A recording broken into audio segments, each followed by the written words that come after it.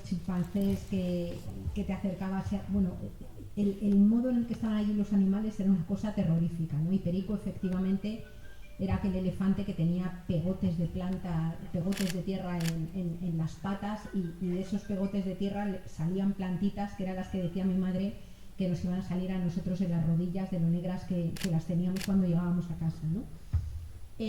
Bueno, el libro, Toma de Tierra. Bueno, pues Brenda Chávez es una compañera feminista, ecologista, de las que contribuyó a poner en marcha un proyecto que quizás os suene, que se llama Carro de Combate, que tenía como logo un carro de la compra, porque iniciaron todo su trabajo haciendo del consumo y del consumo crítico uno de los ámbitos de trabajo, ¿no? Con el tiempo, Carro de Combate ha hecho muchísimas más cosas, y por ejemplo Carro de Combate es de las organizaciones que está acompañando también a las jornaleras en Huelva en lucha de Huelva, ¿no? Jornaleras que trabajan en los campos de recolección de fresa, y que en este momento están desarrollando toda una reflexión y también una práctica de lucha, no solo por conseguir unas condiciones laborales dignas, que obviamente también, sino que es un movimiento que ha conseguido aglutinar dentro de su actividad a las trabajadoras marroquíes, a las trabajadoras que vienen de países de Europa del Este, junto con las trabajadoras autóctonas, ¿no? Haciendo y componiendo una especie de nuevo sindicalismo, de biosindicalismo, como ellas dicen, ¿no? En donde el trabajo contra la explotación de las trabajadoras se conecta de una forma intensa con el trabajo en contra de la explotación también de la propia tierra, ¿no? Ellas están siendo ahora mismo de las personas más activas en todo el proceso también de salida para intentar frenar la enésima vuelta de tuerca que puede ya darle el remate al Parque Natural de Doñana, digamos por el intento de legalización de regadíos ilegales que se viene produciendo desde hace tiempo, ¿no? Por tanto, Brenda Chávez es una persona que forma parte de ese tipo. Y con este libro lo que sucedió fue que Caniche, que es la editorial, por cierto, bueno, una gente, vamos, que tiene un oficio editorial, siendo una editorial muy pequeña y que lo trabaja y cuida a las personas que escriben ahí de una forma impresionante, ¿no?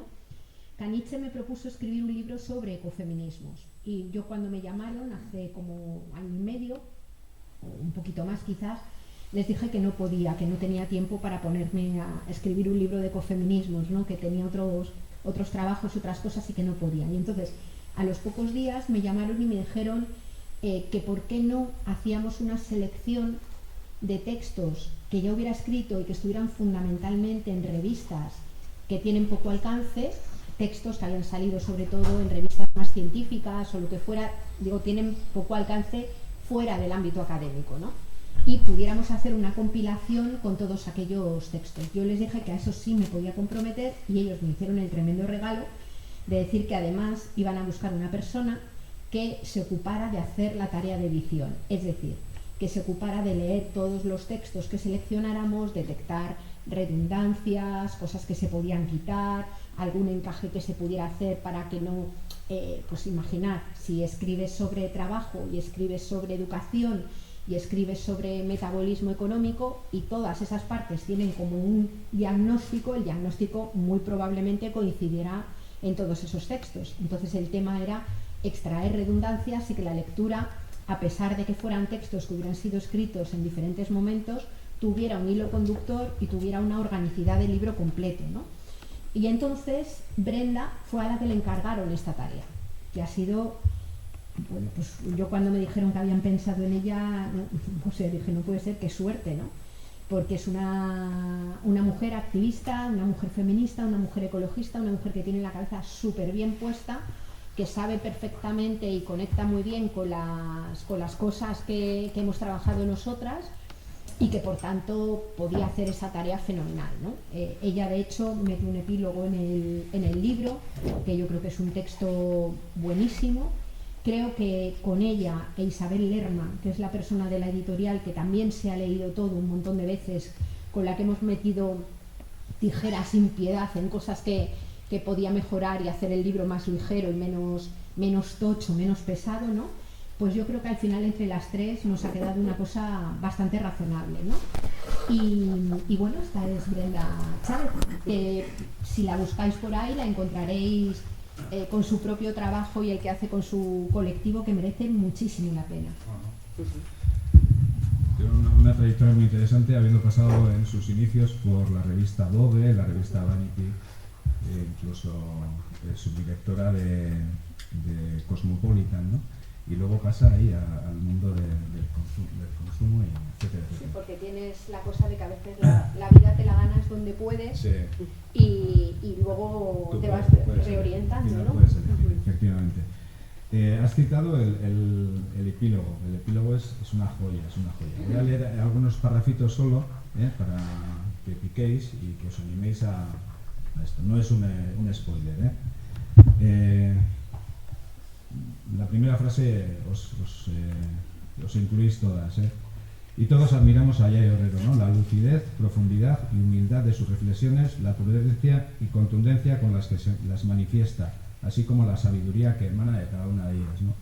Me llama la atención cuando habla de eso, la prudencia y la contundencia. Siempre ha sido una cosa que me ha traído mucho de Yayo, ¿no? Y más en estos tiempos que tenemos tan polarizados, ¿no? Y tan mediáticos, en los que todo es estridente. Ya yo puedo decir la verdad más grande, ¿no? y el insulto más grande, ¿no? A quienes son culpables de la historia, pero desde la prudencia, desde la tranquilidad, es admirable, ¿no? Una vez que escuchas o lees a Yayo, es imposible olvidarse de ella, de lo que dice y de cómo lo dice, ¿no? Y me encanta especialmente, que dice: dijeron de Lou Reed que con sus letras y canciones dibujó las calles de una Nueva York, de una época histórica, existencial y cultural, por las que otros muchos caminaron. Yayo Herrero perfila en sus escritos e intervenciones públicas las intrincadas avenidas de esta crisis civilizatoria que pisamos, de las transiciones ecosociales que emergen y nos esperan. Encapsula en metáforas sugerentes y oportunos temas de una increíble complejidad con aparente sencillez, por la notable capacidad, aquí hay una rata, suya de destilar y de aterrizar el pozo de conocimientos de años de estudio y educación, de teoría, pero también de muchas prácticas, de activismo, de escucha, de empatía. Eso tan difícil de ponerse en la piel de los otros y las otras. Y ello lo hace con respeto, sabiéndose frágil, ecodependiente e interdependiente, como somos todos. Desde y con la ternura, pero con la firmeza, reivindica siempre la justicia social y medioambiental, en particular para quienes están siendo expulsados de la centralidad como sujetos políticos, sociales, económicos o culturales, ¿no? Y más cosas. Aquí hay artículos de los últimos 10 años, ¿no? Y como has dicho, de fuentes en las que no son muy abiertas al público, ¿no? ¿Qué te has visto de evolucionar desde esos artículos de hace tiempo a ahora? ¿Qué has descubierto? Pues he descubierto cosas que de hecho he quitado, es decir, que cuando tuvimos que hacer la reflexión hemos quitado del medio, ¿no? O sea, he descubierto que cuando nosotras empezamos a trabajar, porque digamos el libro al final lo firmo yo y los artículos los he escrito yo, pero es el fruto del trabajo colectivo que hemos hecho fundamentalmente, en mi caso, con compañeras de Ecologistas en Acción, primero del grupo de Ecologistas en Acción de Madrid, que es donde yo he vivido la mayor parte de mi vida, y ahora desde hace menos tiempo, pues también de Ecologistas en Acción y otras compañeras de Cantabria, que es donde yo estoy viviendo ahora, y voy haciendo poco a poco la red de activismo local también, que para mí es tan importante e insustituible, ¿no? Bueno, pues por ejemplo, una de las cosas que se ve bastante metida es que en estos 10 años nosotras, cuando empezamos a trabajar los temas de ecofeminismos, nos resultaban tremendamente sugerentes, pero no acabábamos de mirar bien o de entender bien hasta qué punto, por ejemplo, las miradas ecofeministas de pensadoras como María Mies, que ha muerto hace muy poquitos días a sus 92 años, de Ariel Salé, de Mary Mellor, nombro estas porque, bueno, yo me reconozco más de una trayectoria fundamentalmente materialista del ecologismo político, y es donde he encontrado la parte más interesante, ¿no? Hablaban de María Mies, por ejemplo, habla de materialismo encarnado, pero no está hablando de algo que le mezclas al ecologismo político desde el lado de las mujeres y es como una especie de adorno, sino que María Mies, por ejemplo, es una pensadora que revisa Marx, ¿no? Y revisa el marxismo y le da una vuelta importante, o como ha sucedido con muchas otras pensadoras. Pues bien, al principio yo creo que incluso a nosotras encontrábamos todo como sugerente, pero nos costaba, digamos, mirarlo de una forma integral. Es decir, ser conscientes de que en realidad estábamos apuntando a una especie de nueva cosmovisión en el sentido más material de la palabra, es decir, en cómo relacionarnos con la tierra también entre personas, ¿no? Por ejemplo, nosotras llegamos al ecofeminismo a partir de los trabajos que hubo hace unos cuantos años que se metieron mucho en el tema de los cuidados, ¿no? Y yo creo que entramos con una visión inicialmente un poco, si quieres, sentimentalizada de los cuidados, ¿no? Que rápidamente nos dimos cuenta de que no era, como decía Mary Mellor, que las mujeres los hubieran hecho sistemáticamente no significaba que en modo alguno fuera una tarea que se hubiera hecho por altruismo o por amor, se había hecho por obligación y era una tarea que correspondía, digamos, al conjunto de la sociedad y al conjunto de las personas, ¿no? Entonces, quizás lo que he ido viendo a lo largo del tiempo es que aquella primera visión de los cuidados como algo, es decir, como una sociedad que cuida, como, digamos, le entramos de una forma, yo creo que rápidamente lo recondujimos, ¿no? Otra cosa que he notado con el tiempo es que al principio, cuando empezamos a incorporar las miradas de la economía feminista y de los ecofeminismos, lo que discutíamos era la falsa oposición que a nuestro juicio había y creo que hay entre lo que llamamos producción, la producción capitalista básicamente, y lo que llamábamos reproducción, que era la reproducción cotidiana generacional de los cuerpos que situábamos fuera, como separado de eso, y decíamos que debía de estar junto y debía de ser visibilizado, ¿no? Con el tiempo, nosotras ahora trabajamos mucho más hablando de la reproducción de la vida y teniendo en cuenta que tanto la producción como lo otro que se hace se encaja, y ahí fuimos aprendiendo de otras personas, del trabajo, por ejemplo, y la crítica que había hecho a los excesos de la entrada a borbotones de todo el tema del cuidado, por ejemplo la de Mariluz Esteban, ¿no? que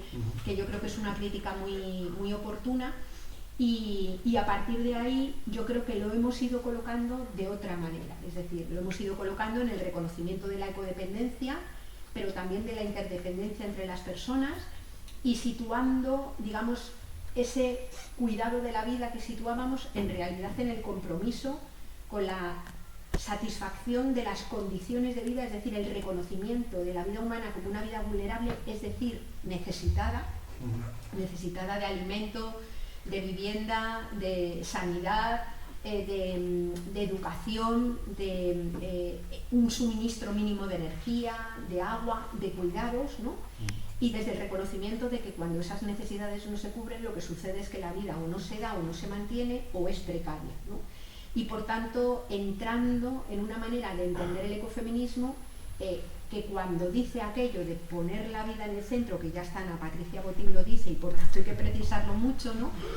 Nos estamos refiriendo a sociedades que cumplan con el compromiso de garantía de condiciones de vida y garantía de derechos sociales y económicos, todos los derechos, pero cito especialmente porque en los sociales y los económicos, que son los que se suelen quedar fuera, para todas las personas, en un contexto en el que reconocemos que el planeta está translimitado, que está en pleno proceso de cambio, caos climático, pérdida de biodiversidad, es decir, alteración del ciclo del agua, y que es en el que hemos de aprender a garantizar esa vida decente a todo el mundo, teniendo en cuenta que hay que dejar hueco para otras especies vivas y teniendo en cuenta además que tenemos que pensar en cómo van a poder también garantizar sus vidas. No estoy hablando ya de las generaciones futuras de 300 años, de dentro de 300 años, sino ya, pues yo ahora tengo un nieto de 20 meses, pues cómo las va a garantizar toda esa generación, ¿no? Al principio del libro agradeces a ver si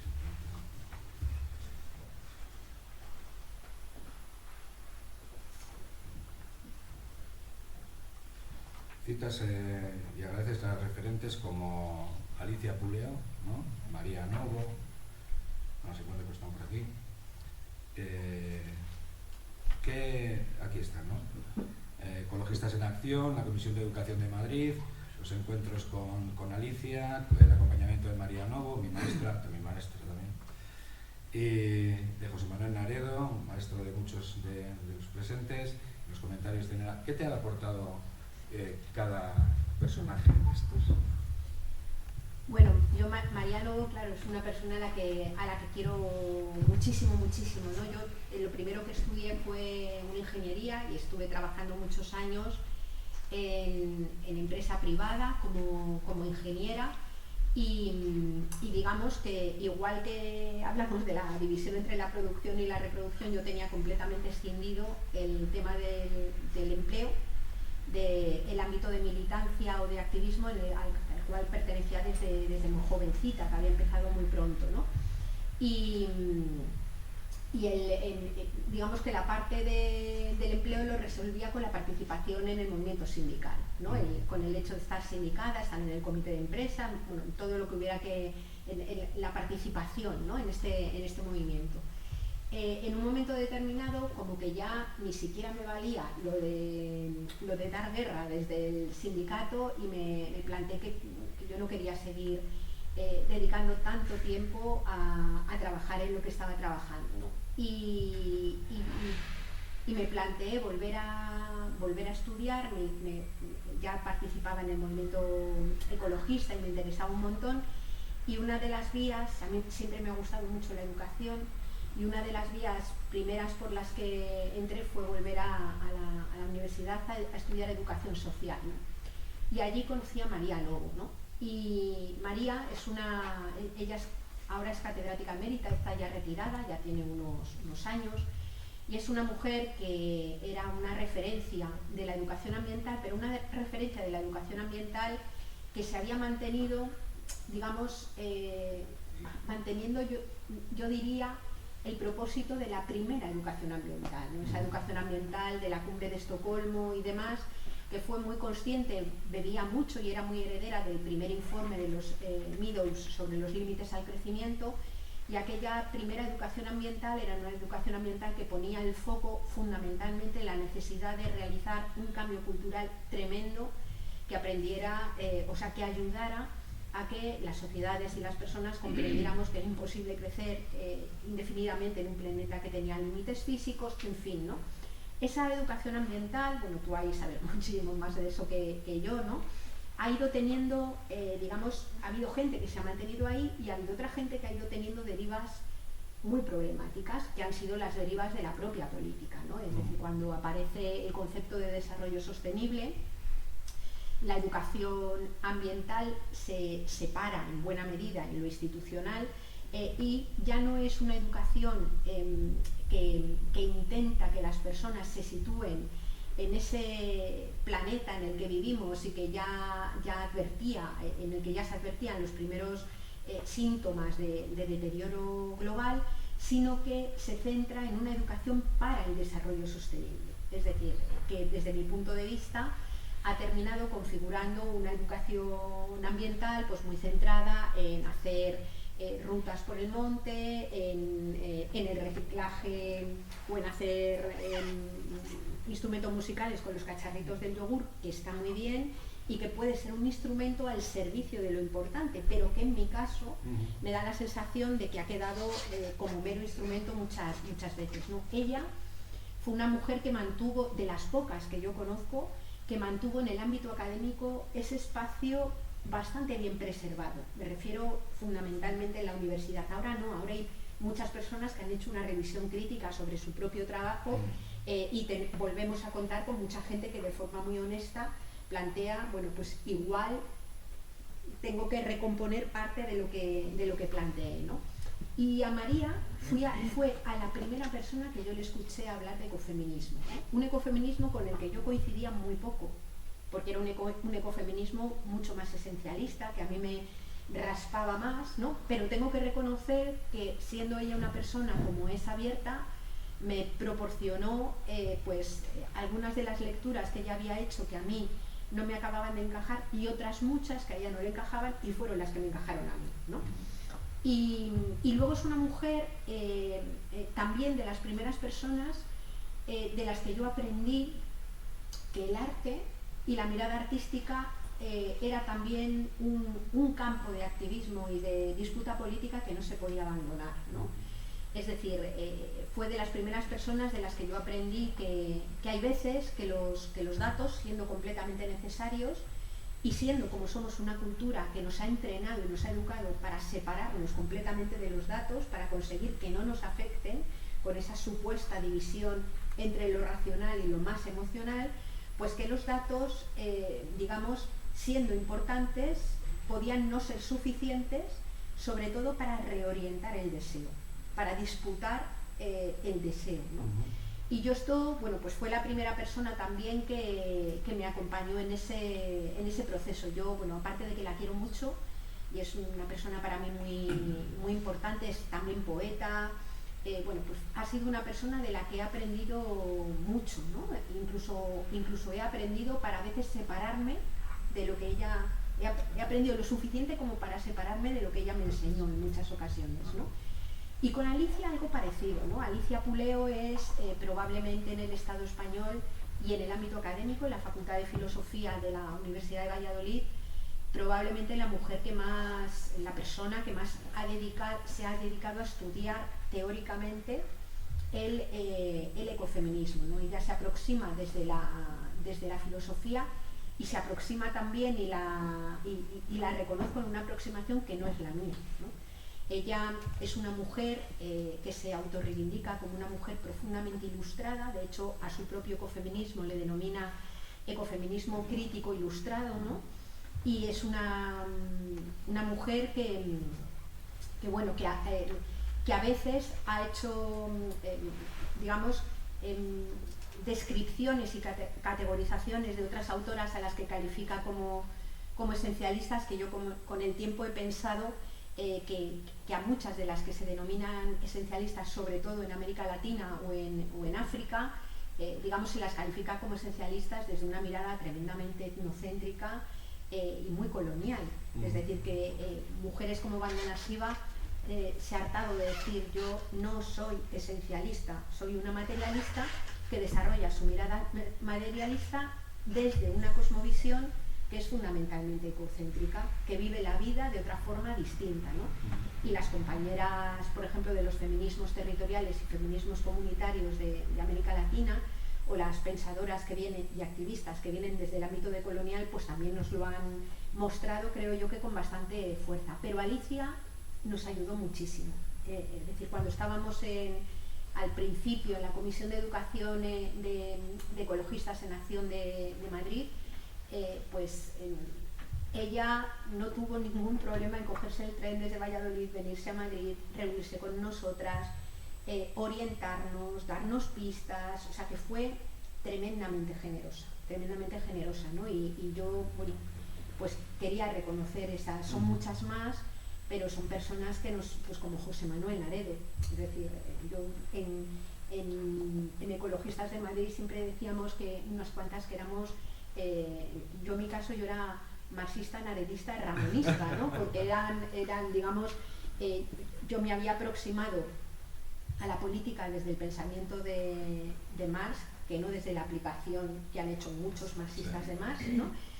Pero también, por ejemplo, de la economía en evolución de José Manuel Naredo, o de las reglas del caos, o la historia el crepúsculo de la historia trágica del petróleo, por ejemplo, de Ramón Fernández Durán, ¿no? Fenómeno. Has citado antes, entre otras personas que no entran dentro de este bloque, a Patricia Botín, ¿no? Se están apropiando de nuevo de esos iconos que se tienen en esta parte de la historia, ¿no?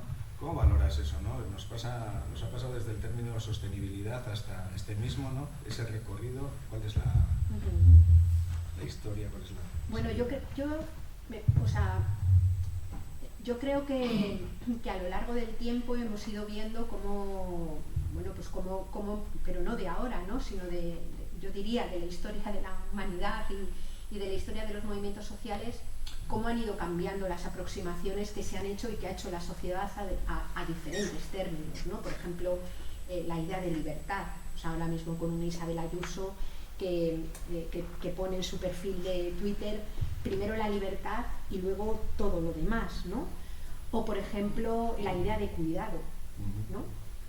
O la idea efectivamente de sostenibilidad, ¿no? Y lo mismo pues con el término aquel que salía de poner la vida en el centro. Bueno, pues vamos, es que nos podemos encontrar a montones. Yo citaba a Ana Patricia Botín porque lo dijo en una entrevista, ¿no? Pero desarrollo sostenible, sostenibilidad, es decir, que estos días estamos con toda la cumbre del Banco Mundial, y una se lee la página del Banco Mundial y básicamente su propósito es la justicia, ¿cómo lo llaman? La prosperidad compartida, ¿no? Y digamos el abordaje de la sostenibilidad, ¿no?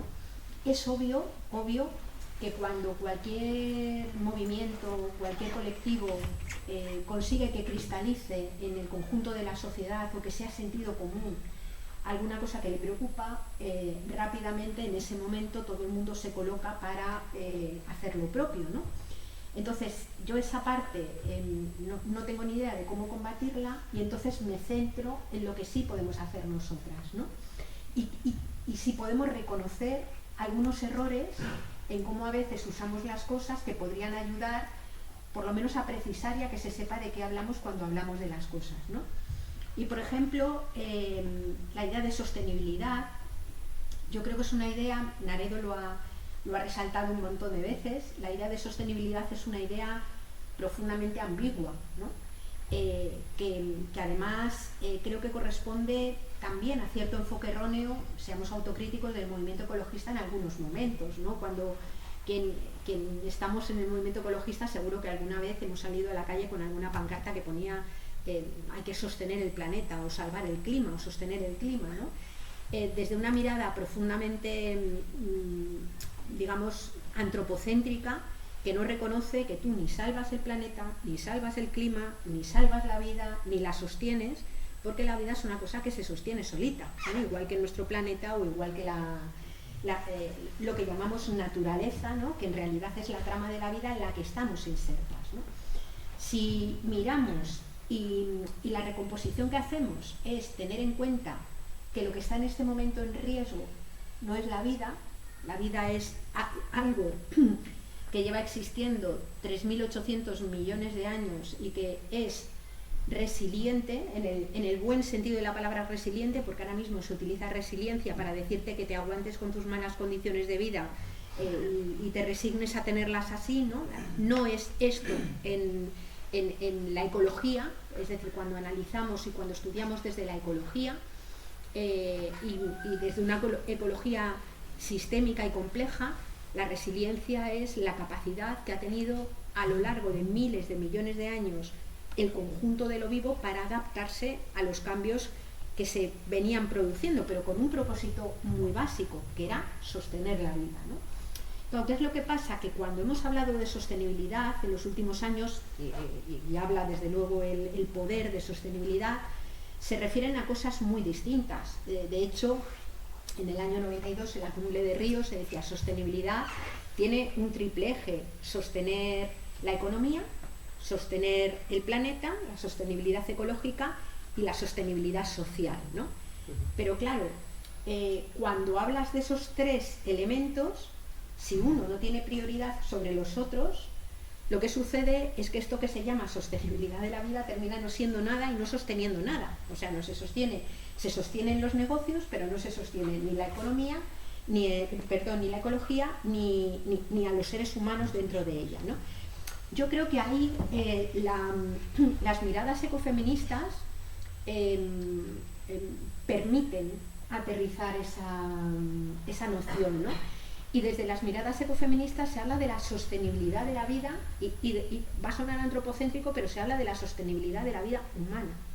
Sostenibilidad de la vida humana en un planeta con límites físicos y de la consciencia de que la compartimos con el resto del mundo vivo. Porque al final la sostenibilidad a lo que trata de responder es a la pregunta de cómo vamos a mantener a las personas vivas y en buenas condiciones en un planeta que ya está translimitado, en pleno proceso de cambio, en pleno proceso y en el que hay una serie de incertidumbres, digamos, sistémicas muy grandes, ¿no? Esta Isabel Stengers, que a mí me encanta, venía a plantear que nos encontramos en un momento, ya lo llama de la intrusión de Gaia, ¿no?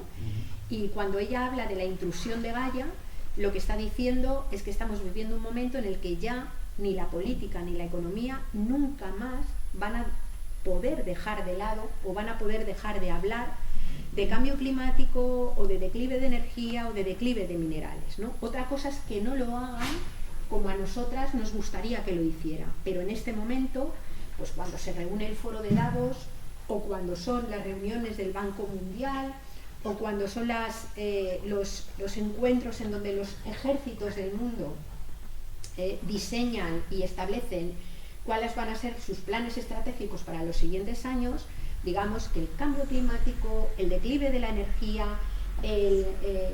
las dificultades de acceso al agua aparecen como los problemas centrales, ¿no? Por tanto, cuando hablamos desde la sostenibilidad de la vida, hablamos de cómo vamos a sostener vidas humanas dignas en ese contexto, ¿no? Y lo mismo, por ejemplo, si hablamos de temas de justicia, es decir, yo creo que ahora mismo el esfuerzo que tenemos que hacer es precisar de forma constante a qué nos estamos refiriendo cuando hablamos de algo, de qué hablamos cuando hablamos de cuidado, de qué hablamos cuando hablamos de sostenibilidad, de qué hablamos cuando hablamos de justicia, de qué hablamos cuando hablamos de libertad, ¿no?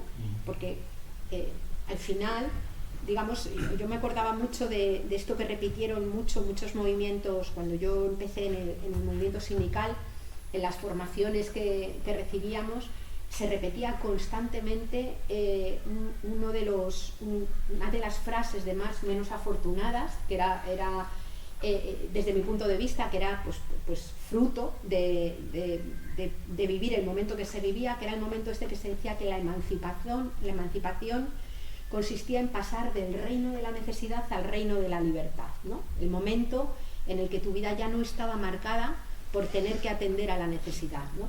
Y claro, dices, mientras todos los días haya que comer, haya que dormir, mientras haya personas que en determinados momentos del ciclo vital necesiten trabajo de otras para mantenerse en pie, mientras necesitemos energía, necesitemos minerales, necesitemos alimentos todos los días, necesitemos vivienda o necesitemos que nos atiendan cuando estemos enfermas, digamos, jamás la vida humana podrá emanciparse del reino de la libertad, del reino de la necesidad.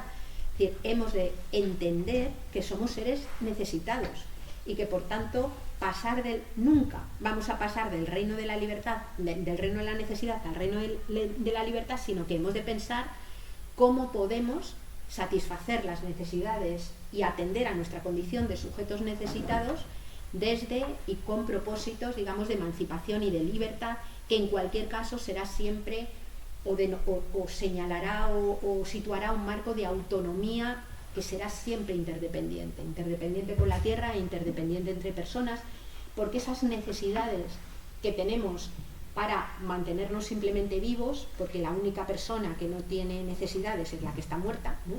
Esas necesidades que tenemos para mantenernos vivos son unas necesidades que siempre se han de satisfacer en común. Por tanto, digamos, hay un anclaje al resto de las personas. Jorge Rietzmann acaba de publicar un libro que le ha puesto un título muy provocador, le ha titulado Bailar encadenados, ¿no?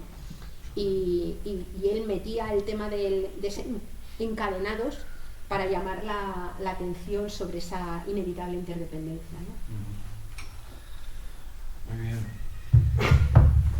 Esto último que hemos citado me recuerda en educación social muchas veces cuando hablamos de eso, ¿no? De trabajar con los chicos y chicas que no lleven camisetas de €1, ¿no? Que han comprado en no sé qué, ¿no? Cuando realmente la primera parte no está cubierta, ¿no? Muchas veces dices eso, trabajar así. Bueno, rematamos con el libro. Está dividido en 3 partes, ¿no? Cuéntanos un poquito en cada parte de qué va, que se refiere? Bueno, en realidad las partes están divididas en función del tipo de texto que hay, ¿no? Hay una primera parte que son textos que responden a aquellos que os decía que habían salido publicados en los últimos, o sea, hay un rango de tiempo importante en los últimos 10 años pues en revistas académicas o en revistas, pues hay por ejemplo un texto que hace una revisión crítica de la economía ecológica, de la economía política ecológica desde la perspectiva de los ecofeminismos, otro que está más centrado en el tema de la educación, otro que está centrado en el tema del trabajo y en el tema sindical, ¿no? Esa primera parte son textos, son artículos que se escribieron en un momento determinado y a lo que les hemos metido bastante tijera y hemos hecho algún cambio para evitar esto que os decía de que se repitieran cosas o la lectura se pudiera hacer farragosa o tuviera demasiado la sensación de textos sueltos cuando lo que queríamos era que se le viera más o menos un hilo, ¿no? La segunda parte son más entrevistas. Hemos seleccionado algunas entrevistas que me hicieron en algún momento, que fueron entrevistas que a mí, hemos seleccionado las que a mí me parecieron más difíciles o más profundas porque fueron las que yo creo que aportaban más, ¿no? Son una serie de entrevistas largas, alguna de ellas mucho más centrado en el tema de los museos, de lo cultural, que es un tema de trabajo en el que yo me he metido mucho en los últimos años porque, como os decía antes, me parece fundamental, ¿no? Todo el tema de la disputa, de esa hegemonía cultural y el papel que el arte puede jugar. Luego, si queréis, podemos comentar algún ejemplo, porque bueno, yo he venido flipada, he estado ahora un mes en Colombia entre enero y febrero, y vengo flipada del texto del documento del proceso de paz, con todas las dificultades que haya. O sea, a mí me ha parecido un texto y un acuerdo de paz absolutamente alucinante, porque podría valer con muy pocos cambios para situar procesos de paz con la tierra, o sea, es alucinante, ¿no? Y me llamó mucho la atención que en el documento del proceso de paz uno de los compromisos que había era la creación de 3 o 4, ahora mismo no me acuerdo si eran 3 o 4 monumentos u obras artísticas, ¿no? Es decir, y el tema este de, en un acuerdo que tiene montones de puntos, que tiene cosas tremendas como la entrega de las armas, como el tema del reconocimiento de la violencia, el tema de la verdad, la justicia y la reparación, que en la parte de reparación haya temas de restauración ecológica, de economía social y solidaria, y se incorpore también, digamos, la cuestión artística, es decir, de cómo lo vamos a plasmar artísticamente.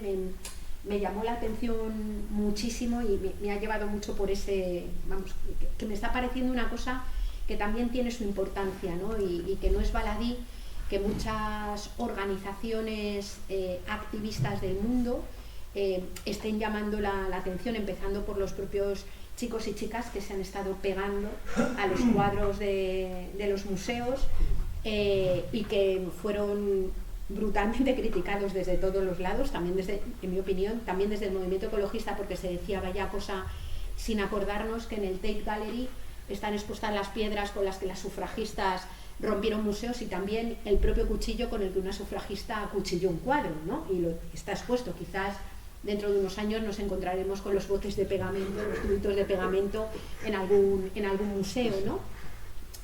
Es esa parte de las entrevistas, y la última son las transcripciones de alguna conferencia que está también más en el marco cultural, en el marco de esa disputa cultural, ¿no? Así es un poco. Muy bien, y el segundo libro, la verdad es que me he pegado con el tenderete de ecologistas en acción y no me ha llegado. Pues cuéntanos un poquito. Muy rápido. Véndemelo. Sí, muy rápido y pasamos, si queréis, a que charlemos, ¿no? El segundo libro es un librito digo un librito porque es un librito muy pequeñito, que sacó Icaria, que tiene una colección en las que han querido ir abordando diferentes miradas de diferentes feminismos, pues por ejemplo el feminismos decoloniales y demás, y lo han hecho le piden a alguien que haga un texto corto, muy corto, de unas 40 páginas, 50 páginas, digo corto para un libro, ¿no? Y luego ese texto se lo envían a una activista fundamentalmente casi todas están siendo, si el texto ha sido escrito por alguien de América Latina, se lo envían a alguien del Estado español, y si el texto ha sido escrito aquí, pues alguna activista de Ayala, de América Latina, y entonces a estas activistas le piden que lo lean y que después, al hilo del texto, mantengan una conversación con quien lo había escrito. En mi caso, bueno, he tenido la super suerte de que mi texto fue leído y he discutido con Verónica Gago, que es una activista de Ni Una Menos en Argentina. Es una mujer que escribe, pero sobre todo tiene un trabajo, digamos, de crítico y de participación en los movimientos sociales muy potente, y que, bueno, con la que he tenido la posibilidad de hablar y de debatir, pues de la idea de decrecimiento, compartiendo un poco y buscando acercamientos, y ella tiene una línea de trabajo muy potente sobre el tema de la deuda, ¿no? Y están haciendo un trabajo desde Ni Una Menos que a mí me parece que está fenomenal, porque no miran la cuestión de la deuda solo, como ya la hemos trabajado otras veces, que me sigue pareciendo súper importante, desde el punto de vista de la deuda que tienen contraída los países del sur global, o la deuda que los países del norte global tenemos contraída en términos de desigual uso de energía y de materiales, sino que ella lo que están haciendo es tratar de entender hasta qué punto el vivir en una situación de deuda marca la vida de las personas en contextos muy empobrecidos, ¿no? Y habla, por ejemplo, de todo esto que ha surgido, no solamente en América Latina, también en territorios y en espacios muy precarizados nuestros, de estos pequeños préstamos que te da una casa de préstamos, un banco, lo que termina generando, digamos, a nivel de vidas cotidianas y de precariedad brutal, esa sensación de que tu vida cotidiana y tu posibilidad de sobrevivir cotidianamente está en deuda con quien te presta y demás, ¿no? Y bueno, ese es un libro, ya os digo, es un libro pequeñito que tiene la primera parte de aproximación a las miradas ecofeministas. El libro se llama Ecofeminismo, a las miradas ecofeministas, y luego tiene toda esta parte con Vero, en la que, y ya os digo que para mí ha sido estupendo, porque es una activista a la que conozco, con la que me he encontrado muchas veces cuando ella ha venido para acá, y bueno, que me parece que su trabajo y el de su colectivo para mí es una referencia, ¿no? Perfecto. Bueno, yo seguiría aquí charlando, pero hay mucha gente ahí que seguro está interesada en hacer alguna aportación, alguna pregunta, barra libre. Tenemos un colega que va a pasar el micrófono. Ahí, muy bien. Ahora viene José volando. ¿Dónde está ahí, José? ¿Dónde está? Ahí en medio teníamos una mano.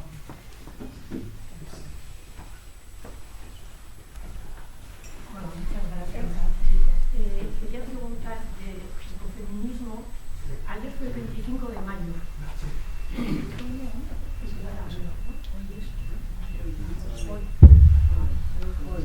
El 24. Ayer fue el 24 de mayo, Día de la Paz y las Mujeres. Quería preguntar a ti, que eres ecofeminista, ¿cómo habéis visto ese día y la paz y las mujeres? Porque has hablado de la paz y de la reconciliación en otros países. Entonces, para mí el choque ha sido que aquí, bueno, hubo una concentración, menos mal, en la Diputación, ¿no? Enfrente de la Diputación. ¿Cómo lo ves desde tu punto de vista? Gracias. Nada, gracias a ti. A ver, yo, claro, todo el asunto, o sea, el núcleo del trabajo que nosotras hacemos parte del reconocimiento de que estamos viviendo un momento en el que podría decirse que la economía, la política y la cultura le ha declarado la guerra a la vida en su conjunto. Es decir, estamos hablando de paz en contextos, desde mi punto de vista, en guerra. En guerra con la trama de la vida, porque básicamente pues, nuestros modelos económicos y políticos, y fundamentalmente la economía capitalista, me voy a referir a ella, se ha desarrollado ya no solamente de espaldas, sino en contraposición a lo que sostiene la vida, es decir, creciendo ilimitadamente o intentando crecer ilimitadamente en un planeta con límites físicos. En este momento nos encontramos pues con que, por ejemplo, el petróleo, que es la sangre de la economía que se ha configurado en Occidente, declina, y ante ese declinamiento lo que aparece es una intensificación de los procesos de extracción de minerales y de energía en otros territorios, pero no ya en otros territorios lejos, también en territorios cerca, ¿no? Con un aumento del extractivismo sobre estos lugares, ¿no? Una dinámica de caos climático que en este momento que está desbocada y que según la comunidad científica pone en riesgo, o sea, ya no es metafórico, dice pone en riesgo en este momento ya a unos 3.800 millones de personas. Estamos hablando de casi la mitad de la población del planeta, es decir, lugares, un proceso de expulsión de gente de sus propios territorios, ¿no? Es interna y externa, es decir, expulsión, por ejemplo, de los barrios, cuando los barrios se gentrifican y de repente un montón de gente se tiene que marchar a vivir a otro lugar y abandonar un poco los lazos que tiene con el lugar donde ha vivido, un proceso de expulsión de personas de sus territorios. Hablamos fundamentalmente de personas del sur global que cuando llegan a la frontera se encuentran una valla que se abre y se cierra para que entre todos los días la energía, los minerales, la pesca y los alimentos que vienen de sus propios países, que han sido saqueados en sus propios países y mientras que ellos no pueden entrar. Personas migradas que intentan entrar y se ven convertidas en la materia prima del negocio de Frontex, porque el negocio de las fronteras hace crecer algunas empresas cada vez más privatizadas que se ocupan de estas cuestiones, ¿no? Un modelo también en guerra contra el resto del mundo vivo, animales y plantas que también tienen derecho a la vida y que forman parte digamos, del conjunto de esa trama de la vida con la que nosotros también estamos integrados integrados como seres humanos, ¿no? Un momento, dice Rita Segato, también de guerra contra las mujeres. Hablamos de feminicidios, hablamos de violencias machistas, estamos hablando de un proceso de empobrecimiento y de desigualdad que afecta de forma diferente en función del rol que ocupes en los diferentes ejes de dominación. Si eres mujer, eres migrada, no eres blanca, todavía con mucha más intensidad, ¿no? Es decir, que en un día que se llama Día de la Paz, yo con lo que me quedo es con que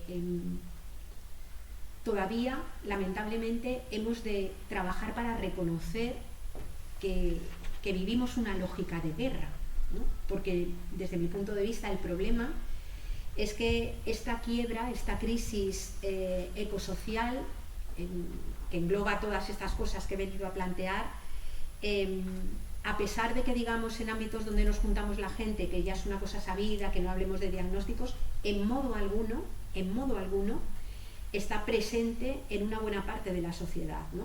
Y nos encontramos con que las salidas a sus manifestaciones puntuales siguen siendo en muchos casos tratar de intensificar aquello mismo que lo causa, ¿no? Con esto me quedo por un lado, y por otro lado con la conciencia de que son muchas las personas que se organizan para llamar la atención sobre ello y para hacerse cargo de otra gente, ¿no? Es decir, no solamente quiero decir, hay un importante movimiento que trata de llamar la atención sobre la problemática, por ejemplo, de las personas migradas. Tenemos un movimiento feminista que desde mi punto de vista es el movimiento más potente que existe, a pesar de que pueda haber fracturas dentro, a pesar de que pueda haber discusiones y debates, pues un movimiento tremendamente potente. Sabemos que hay personas que se articulan en torno a la defensa de los servicios públicos que están también articuladas, ¿no?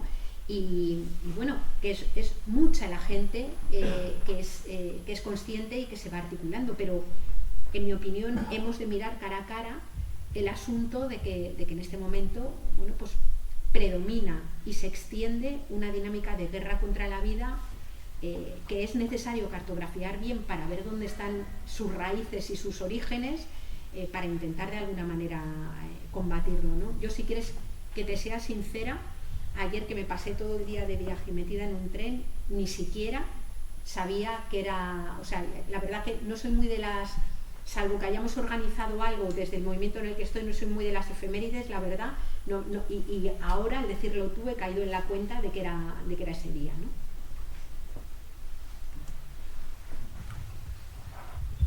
Bueno, he venido un poco tarde, porque ya empezaba.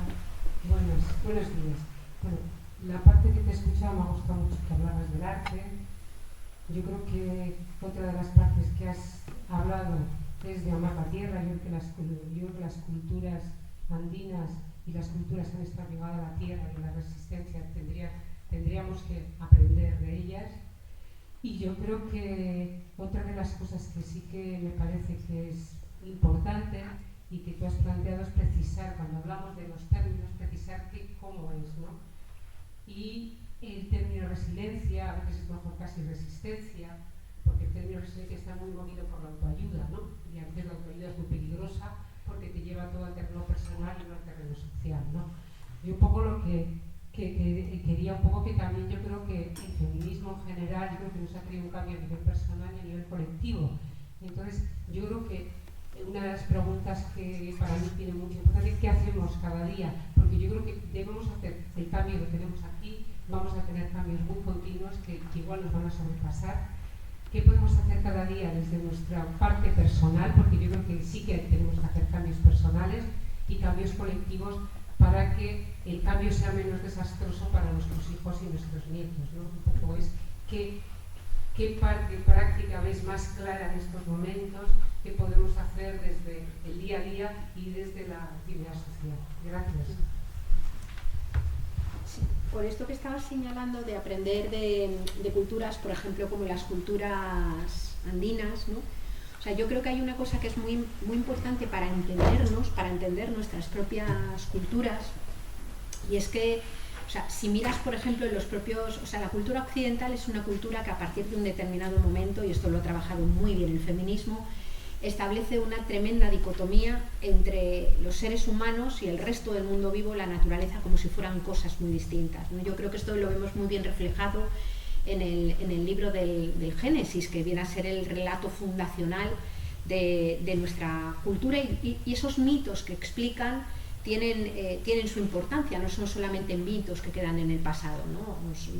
Os acordáis perfectamente, Dios lo crea todo, en el último momento Adán, de un trozo de Adán a Eva. En una de las versiones, porque hay otra versión dentro del propio Génesis que habla de que los crea a los dos a la vez, pero bueno, la más conocida. Pero para mí lo que es importante de ese mito, o lo que es muy significativo, es que cuando Dios descubre que Eva se ha dejado engatusar por la serpiente y que a su vez Adán se ha dejado engatusar por Eva y han comido del árbol que tenían prohibido comer, que era un árbol del conocimiento, un árbol de la conciencia, por así decir, ¿no? Dios lo que hace es castigarles. ¿Y cómo les castiga? Les castiga echándoles a la tierra, ¿no? Es decir, en nuestra cultura la llegada a la tierra es un exilio, es un castigo, ¿no? Dios arroja a los hombres a la tierra, a los hombres, dice la Biblia en genérico, ¿no? Y allí les castiga a cultivar y sacar los frutos con el sudor de su frente. A Eva, por haber sucumbido ante la serpiente, le castiga a parir con dolor. Es decir, es una cultura que narra, es una de las únicas culturas del mundo, digamos, salvo las culturas que vienen por así, que nacen de ahí, narra la llegada de los seres humanos a la tierra como un exilio, como un castigo, ¿no? Y de hecho, el propósito de la propia vida es conseguir al final de la misma, por comportamiento virtuoso, por lo que fuera, escapar de esa tierra y llegar al otro lugar del que había sido arrojado, ¿no? Esto, insisto, que parece un relato antiguo y que afecta a las personas, en todo caso creyentes, es un relato que está plenamente inserto en cómo nos hemos configurado como cultura. Francis Bacon, por ejemplo, cuando plantea su modelo de ciencia y plantea el empirismo como forma de aproximarse al conocimiento, él dice, gracias a la ciencia, él dice, la ciencia es poder. Y gracias a la ciencia vamos a poder revertir, dice él, la caída de Eva.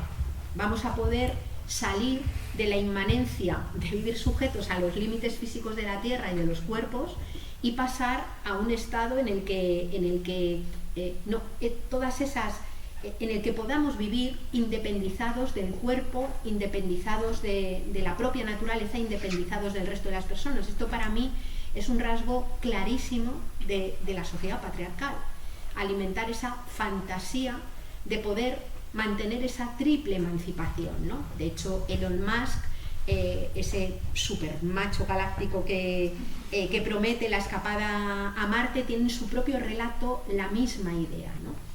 Por tanto, en mi opinión, yo no sé si hemos de aprender de otras culturas, porque cada cultura se aproxima a la naturaleza de una manera y cada cultura tiene sus propias tiranías y sus propios sometimientos y sus propias violencias, ¿no? Pero lo que sí que creo es que es importante, yo no digo generar una cultura biocéntrica en el cual todo el mundo se sienta como parte así místicamente de Gaia, ¿no? Pero sí al menos que seamos muy conscientes de que no hay un lugar al que escapar, que la tierra que tenemos es esta, de la que formamos parte, que vivimos con otras personas y con otras especies vivas y que por tanto si desarrollamos una cultura antropocéntrica, por lo menos que no sea estúpidamente antropocéntrica, porque si fuéramos antropocéntricos de verdad no destrozaríamos la base material que nos permite estar vivo. Es decir, es como estarte cargando la rama de un árbol mientras estás sentado encima porque no eres ni consciente de que estás sentado en el árbol, ¿no? Por tanto, por recoger eso que planteabas, que a mí me parece que es importante, ¿no? La resiliencia, la resiliencia es un concepto de la ecología, es decir, que en un proceso de alfabetización ecológica hemos de saber que existe. ¿A qué se llama? ¿De qué se habla de resiliencia cuando hablamos de un ecosistema o de la naturaleza? A una capacidad que tiene el conjunto de la vida, digamos, para afrontar y revertir momentos de intensa perturbación, ¿no? Me refiero, por ejemplo, cuando se empieza a quemar petróleo a una velocidad tremenda, las emisiones de gases de efecto invernadero provocan un calentamiento y durante mucho tiempo lo que ha hecho la propia naturaleza conectada ha sido que el mar ha absorbido parte de esas emisiones, se han ido produciendo diferentes transformaciones para tratar de mantener ese equilibrio. No digo que la naturaleza lo haga de una forma consciente, como si hubiera un cerebro, místico detrás, ¿no? Es un proceso que está regido por señales químicas, térmicas, es un proceso tremendamente material también, como el funcionamiento de nuestro cuerpo, ¿no? Pero digamos que 3.800 millones de años de evolución han permitido y han hecho que la naturaleza en su conjunto tenga una enorme capacidad de resiliencia, es decir, una enorme capacidad de sobreponerse a circunstancias extremas. Por eso un charco infecto como el río Manzanares en Madrid, cuando le dejan correr el agua, resulta que se convierte en un río de verdad, humilde, pero un río, porque digamos que el conjunto de todos esos procesos vivos que han sido testados y han sido, digamos, puestos en funcionamiento a lo largo de miles de millones de años de evolución, pues son procesos que funcionan, ¿no? El error, desde mi punto de vista, es cuando tú tomas ese concepto de resiliencia y dices, resiliencia es que cada cual, de forma individualizada, se sobreponga a sus propios problemas y viva pues la explotación, la precariedad, el miedo, la soledad, la viva resignada, ¿no? En mi opinión, por ejemplo, en estos momentos en los que se está hablando mucho de ecoansiedad, las personas más jóvenes prefieren hablar de futurofobia, es decir, el miedo a mirar. En este momento, claro, se caracteriza la ecoansiedad como un problema y se habla de resiliencia ante la ecoansiedad. Es decir, cuando desde mi punto de vista, tener un poquito de miedo porque no se haga nada ante el cambio climático no es una señal de enfermedad mental o un problema de salud mental, sino precisamente un síntoma de salud. Es decir, sin preocuparte ante lo que estamos viendo delante de los ojos, es imposible convertirte en agente que pueda organizarse de alguna manera para darle la vuelta, ¿no? Y entonces se dice, no, hemos de tratar los problemas de ecoansiedad como si fuera una rareza. ¿Cómo no va a estar la gente triste si estás sola? ¿Cómo no vas a estar triste si te comes el marrón, si te han despedido, si te van a echar de la casa? O sea, quiero decir, el tema no es que cada cual tenga que hacerse cargo de su propia desgracia, de su propia explotación, de su propia miseria, de su propia soledad, sino que hemos de pensar cómo garantizar seguridad, en el buen sentido de la palabra seguridad, es decir, reducción de incertidumbre, de cosas malas, de una forma colectiva. Y entonces voy a lo que planteabas de qué hacer personalmente cada día, ¿no? Es decir, a mí,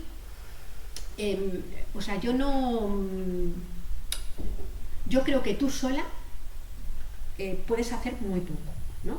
Eso no quiere decir que no nos hagamos conscientes de, pues que podríamos consumir de otra manera, movernos de otra manera, trasladarnos de otra, o sea, vivir de otra forma y que ese proceso de automirarnos y tratar de analizar cómo nos relacionamos con la naturaleza y con el resto del mundo no sea un proceso valioso, que yo creo que lo es, ¿no?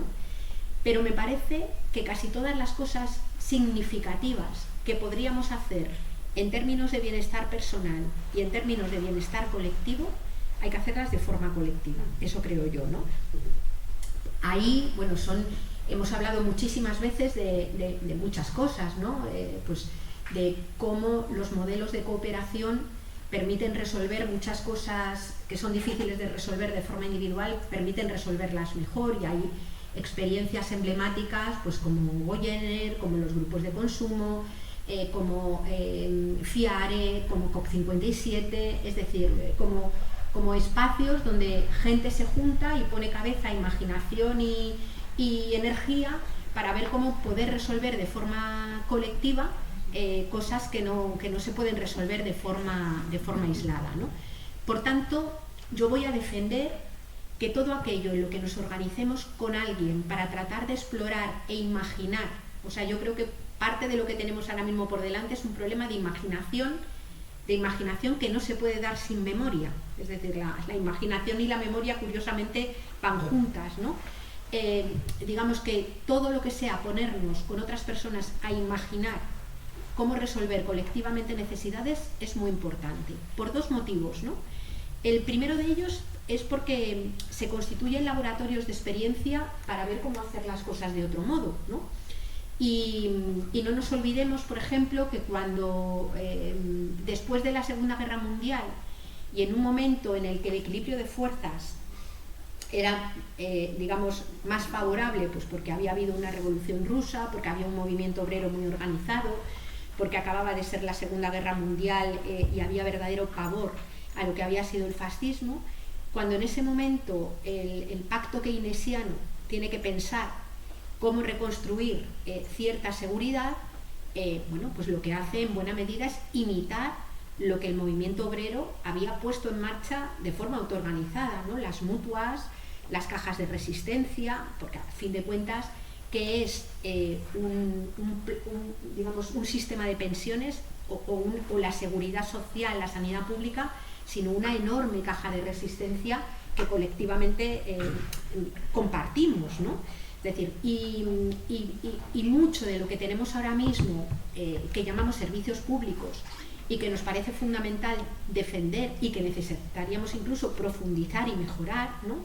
Vienen a ser cristalizaciones o resultados lo que fue movimiento obrero, o sea, movimiento social en el pasado y en otros momentos, ¿no? Lo digo porque estos días yo discutía con un muy buen amigo que, desengañado del Estado y rechazando el Estado, ponía todo tipo de pegas a los servicios públicos, y yo pensaba, ojo, no nos carguemos el niño con el agua sucia, que esto es lo que consiguió el movimiento social en su momento y convirtió en política pública como cosa para todas, ¿no?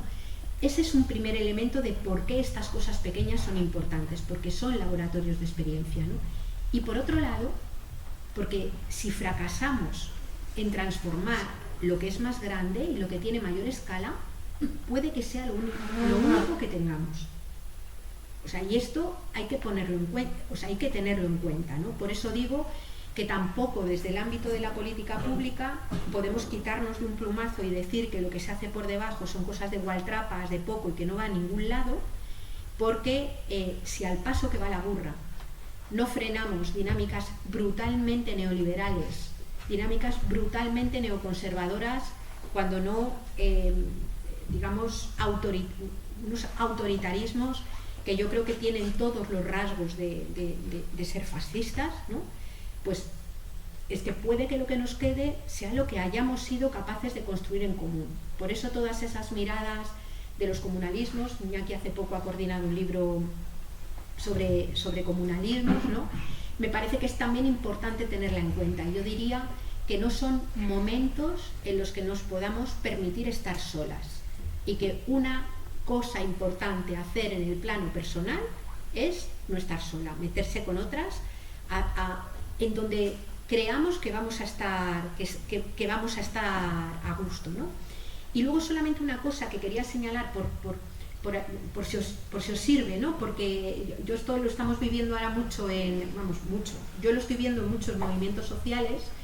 Cuando os decía antes que cuando entró todo el debate de los cuidados, quizás nos habíamos pasado de frenada en algún momento, y que habíamos terminado llamando cuidados a veces a conseguir que dentro de los movimientos o dentro de los espacios nadie tenga ningún tipo de malestar, tenemos también que revisar algunas cosas, ¿no? Yo me estoy encontrando en algunos movimientos sociales en los que participo, que ante debates o tensiones que se producen en un momento determinado, cuando se saldan y resulta que hay a lo mejor alguna persona que ha quedado en minoría o que no ha salido lo que quería, algunas de estas personas, en algunos de estos colectivos, lo que están apelando es al tema de decir, bueno, no me he sentido cuidada, ¿no? O no me he sentido cuidado en este movimiento. Y yo creo que tenemos que también hacer una importante reflexión, es decir, necesitamos crear espacios donde la gente esté bien, donde nos guste estar, pero no podemos renunciar al hecho de que decimos que hemos de desarrollar autonomías interdependientes. Somos muy interdependientes, pero también personas autónomas que hemos de aprender a autocuidarnos y a gestionar nuestra propia frustración, en nuestro propio habernos quedado en minoría, ¿no? Es decir, que en un momento determinado que tú no hayas convencido a todos tus compañeros y compañeras, si el debate ha sido respetuoso y ha sido adecuado, no significa que tú no hayas sido cuidada, significa, bueno, pues que te has quedado sola o en minoría en ese movimiento. Y entonces, a partir de ahí, hemos de pensar cómo hacemos con esto, cómo aprender a tratar respetuosamente a las minorías. Y si en un momento determinado no se puede seguir, pues hay veces que una tiene que salir del sitio en el que está, porque ya no es el sitio en el que tiene que estar, ¿no? Igual es una fricada que tengo yo ahora en la cabeza porque lo estoy viviendo, pero yo lo comparto por si acaso sirve para algo, ¿no? Es decir, que también tenemos que aprender a cuidarnos a nosotras mismas y que un movimiento social o un colectivo no puede echarse a la espalda el hecho de que haya personas que nunca sientan ningún dolor, que nunca sientan ningún malestar, que nunca sientan ninguna frustración. Es decir, que hemos de aprender a vivir también entendiendo que lo que tenemos que la vida roza a veces y que la vida a veces duele. Entonces, combinar bien, creo yo, ese cuidado y ese espacio de escucha con el tema de que el cuidado no se convierta en el pretexto, lo digo porque los movimientos, sobre todo los movimientos que funcionan más en los asamblearios, son movimientos tremendamente sólidos a la hora de generar movimiento, pero son también tremendamente vulnerables y frágiles cuando hay personas que esa parte, digamos, de la construcción en común la entienden como lo que yo salga, ¿no? O lo que yo quiera. Sí, te quería comentar, bueno, gracias por toda la exposición. No se me oye casi, gracias por la exposición y por todos los puntos que me has aclarado. O sea, un poco, igual tenía que haber matizado más la pregunta. Yo vengo de la izquierda, yo estoy sindicada, defiendo los servicios públicos, tengo muy claro que la acción tiene que ser comunitaria, pero sí que un poco lo que veía, que a veces ante la inmensidad de la tarea, o sea, que también podemos correr el riesgo de decir, bueno, pues yo no hago nada, o más pasivo, porque no puedo hacer nada ante todo lo que se me viene encima. Yo soy de la creencia que siempre se puede hacer algo, desde el lado personal y desde el lado colectivo, y en los dos confío. Y luego, si planteaba un poco lo del amor a la tierra desde otras culturas, es que, porque yo creo que hemos crecido en una cultura alejada de la naturaleza, alejada de la tierra, alejada de lo que significa el cuidar todo. Entonces yo estoy en una asociación de gente que está con enfermedad mental y el cuidado lo tenemos muy en cuenta y el respeto al otro y a la diferencia, pero yo creo que el cuidar y que necesitamos un relato, y no lo sé si es igual desde el arte, ¿no? Es decir, tenemos que cuidar la tierra, tenemos que cuidar el planeta, tenemos que cuidarnos todos. Lo decía desde ahí porque hay otras culturas que sí que siempre han estado más cercanas a la tierra que nosotros, que hemos estado en otra lucha a veces más mental, a veces más en la pelea de derechos, que ojo, que no lo quito, por favor, o sea, que se me entienda, sino que estar más apegado a lo que ahora nos toca vivir con todo lo que significa. Gracias, Eri. Vamos, si en modo alguno nada de lo que he planteado lo planteaba como contestación o discrepancia con lo que dijiste, que entendí perfectamente y que me parece que tienes toda la razón, ¿no? He ido añadiendo así algunas cosas, pero he entendido perfectamente y comparto plenamente lo que acabas de señalar, y lo anterior también. Gracias.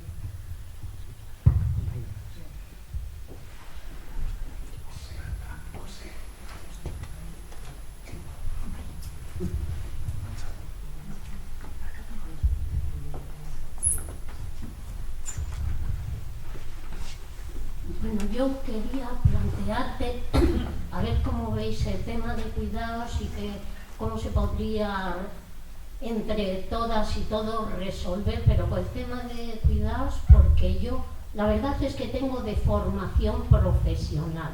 Entonces, cada cosa que veí, que tú ibas diciendo, lo que yo veía es el tema de trabajadoras de hogar y de cuidados y cómo se está resolviendo, ¿no? Y fíjate, me ha llamado mucho la atención cuando has hablado de las guerras, que yo enseguida he dicho, bueno, pues esto también atañe a las trabajadoras de hogar que vienen de otros países, que bueno, no es que vengan libremente, pero vamos a decir que vienen empujadas, pero es que llegan aquí y las hacemos prisioneras. Las hacemos prisioneras en una casa que puede ser muy grande o no, pero que luego sus espacios son muy pequeños, y en que en la mayoría de los casos ese espacio está ahora las personas que trabajan en chalés, muchísimas mujeres lo que tienen es al lado del garaje sus habitaciones. En mi época las teníamos al lado de la cocina, la mayoría no tenía ventana, y la que tenía ventana igual la ponían muy alto para que no nos entretuviéramos, y lo mismo con los cuartos de baño. A mí me preocupa, porque toda mi vida he hecho ese trabajo, los cuidados, pero es que ahora me están preocupando también muchísimo por mi edad. Oye, estoy temblando. Por mi edad, ¿no? Porque yo y muchísimas mujeres no queremos que nos cuiden nuestros hijos, que hartos tienen con llevar la vida como pueden, y luego, pues bueno, el tema que están los cuidados en las residencias, que el otro día me enteré que solo hay 4 públicas aquí, aunque efectivamente, y quería ver si ves alguna pauta, cómo lo ves, porque la verdad, todo lo que ibas diciendo yo lo llevaba, y siento mucho, tengo de formación profesional, pero creo que está bien. Está muy bien.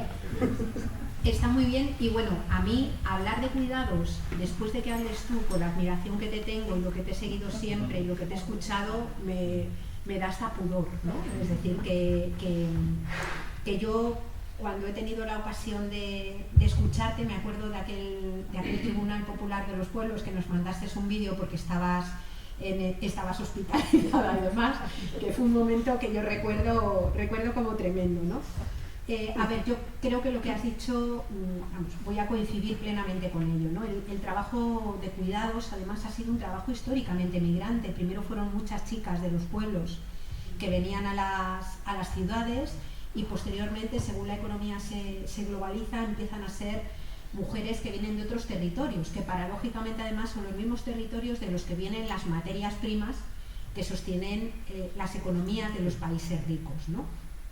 Estas mujeres que efectivamente, como tú dices, son secuestradas. Yo siempre me acuerdo de bueno, tengo como 2 cosas grabadas con respecto al tema de dos afirmaciones o 2 cosas que escuché.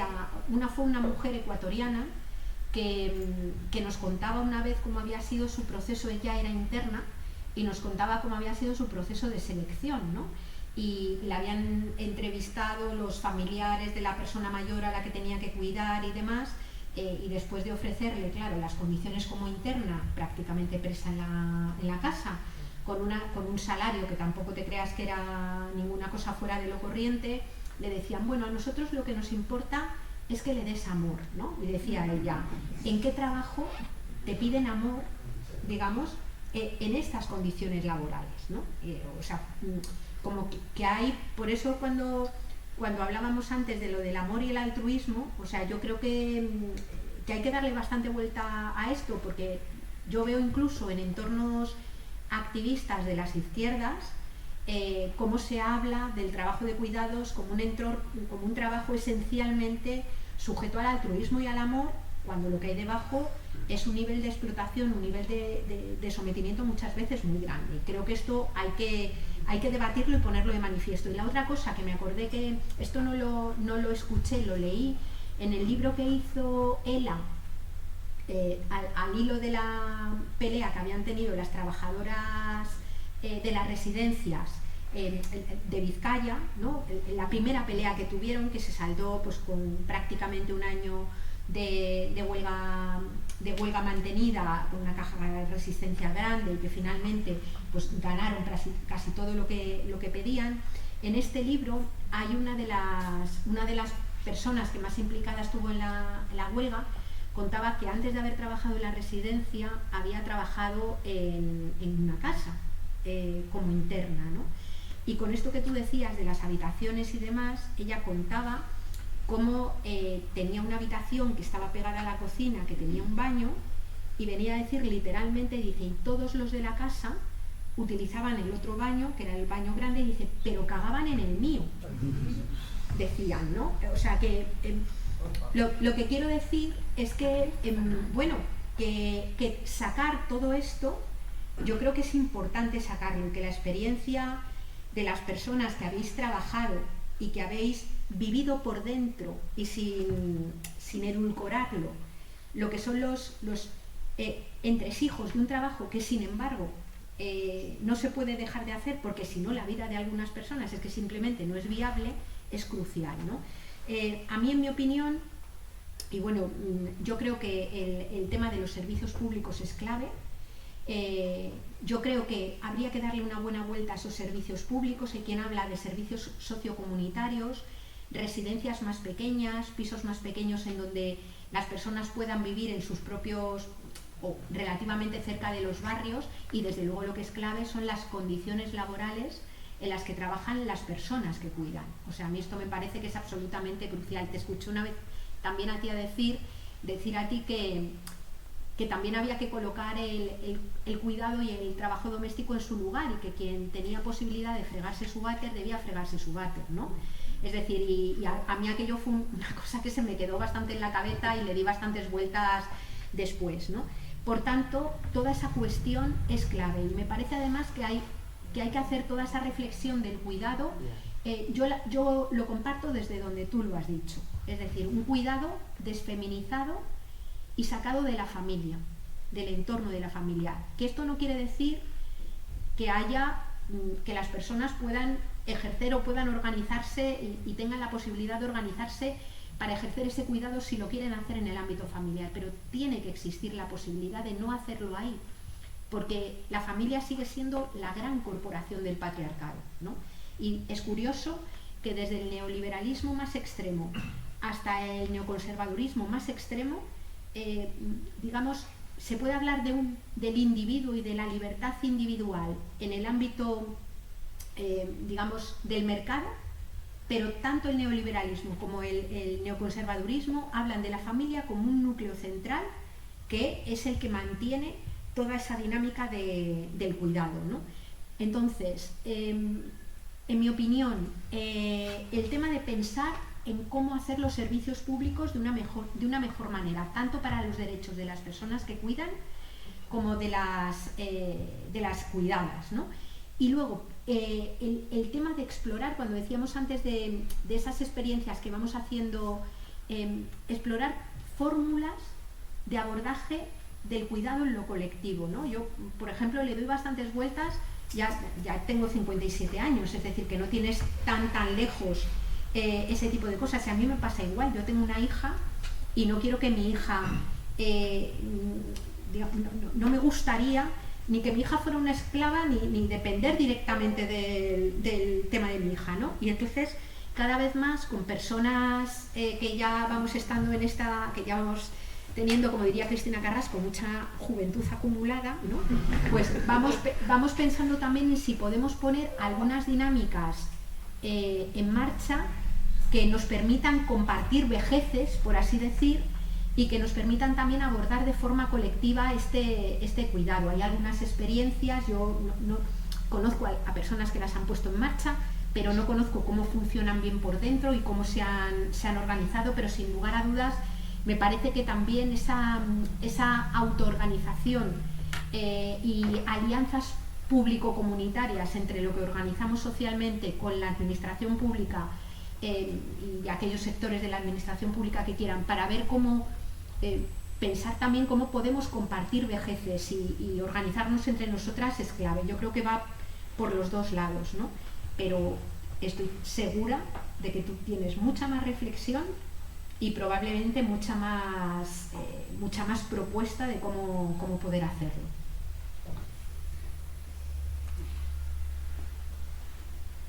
Quizá por alusiones, pero no es por alusiones, es por gusto. A ver, has citado antes a Isabel Stenger y la intrusión de Gaia. Me ha venido a la cabeza James Lovelock y la venganza de Gaia. Aunque los dos siendo gaianos, nos plantean esto que tú decías, es decir, hoy en día los movimientos sociales, todos ellos que combaten al capitalismo, que combaten al neoliberalismo, no pueden pasar de la crisis ecosocial, es decir, de la crisis de esta limitación que tenemos, ¿no? A mí me preocupa eso porque, claro, la solución que da Lovelock es una solución eurocéntrica, es una solución para los ricos, es una solución, por Lovelock al final dice, bueno, estos molinos que me están poniendo aquí, que me están jodiendo la vida, porque yo vivo en Cumbria y es un sitio precioso, entonces, la solución energética de Lovelock son las centrales nucleares. Uno de los fundadores del ecologismo acaba diciendo, hace unos meses, un año, diciendo que las centrales nucleares son la solución al calentamiento climático. Es decir, afortunadamente Isabel Stenger va de otro lado. Pero, y quería comentar, claro, desgraciadamente creo que hay una buena parte de los movimientos sociales anticapitalistas que no consideran que la crisis ecosocial es de primera fila, es importante. como decía Naomi Klein, esto lo cambia todo. Desgraciadamente creo que para una parte del feminismo importante no lo cambia todo. Y te diría más, has citado a Alicia Puleo. Pues desgraciadamente Alicia Puleo, que no es feminista, es ecofeminista, tiene una visión de, digamos, de las contradicciones ecocapitalistas, digamos que, por decirlo rápido, las mujeres europeas, las mujeres del mundo occidental, no van a renunciar a las ventajas que han obtenido por su incorporación al mundo del trabajo, etc. Hay un discurso que cree que bueno, pues que es muy complejo, pero por ejemplo que no asume toda la crítica colonial. Es decir, no sé si me entiendes. La pregunta es ¿cómo intentamos, y esto va con la segunda parte, ¿no? ¿Cómo intentamos que el sindicalismo, el movimiento antirracista, lo mismo que el ecologismo, claro, el ecologismo también tiene que asumir toda la crítica de estos otros movimientos, pero que poco a poco, no todos los ecologismos son anticapitalistas, para nada. Y todos los ecologismos asumen el feminismo como una tarea central. Eso es verdad. Y digo esto porque, y paso a la segunda parte, claro, estamos en época electoral. Y las cuestiones de ecosociales, yo todavía vi el programa del PNV de mi pueblo. El PNV de mi pueblo quiere hacer una comunidad energética, que es lo que la izquierda abertzale de mi pueblo está poniendo en marcha. Mi pueblo gobierna la izquierda abertzale de momento. Y te das cuenta que la visión que se da de las comunidades energéticas es que venga el EVE, dicen venga el EVE, o venga el sol, o venga Iberdrola, y nos haga una comunidad energética. Y eso es el sumo digamos, es lo contrario que queremos construir. Es decir, cuando queremos construir comunidades energéticas es para bajar el consumo energético, para colectivamente organizar modelos diferentes, salirnos de las corporaciones, etc.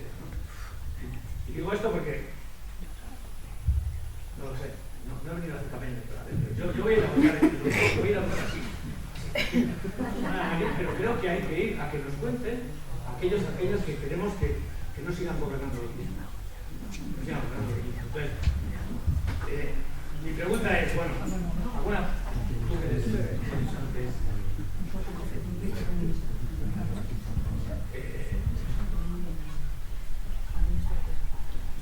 yo sé que en los sitios de los que vienen la cosa es un poco peor.